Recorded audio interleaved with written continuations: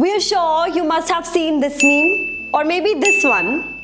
If not these, surely you must have not missed this one. Hi, I am Priyal Bhatia and today we're going to discuss about something very happening, Shark Tank India.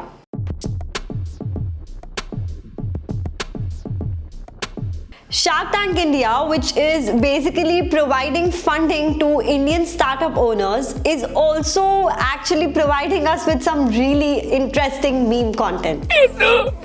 But given how well the startup ecosystem in India has been developing lately, it is quite the right time for the globally famous show to finally make its debut on Indian television. The premise of the show is this: the entrepreneurs entice the investors, also known as the sharks, with their startup ideas, and after hearing the pitch, the sharks actually decide whether they want to invest into the company or not.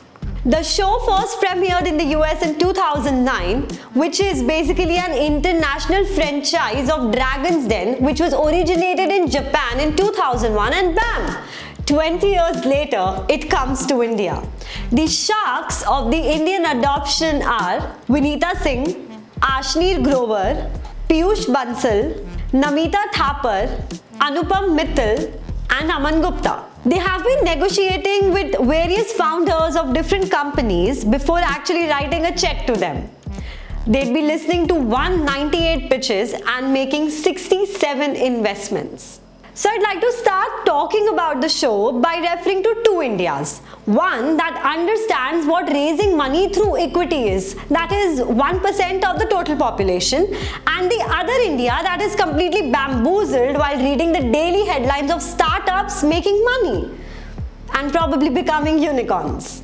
Well, this show is definitely going to bridge the gap between these two Indias. Why?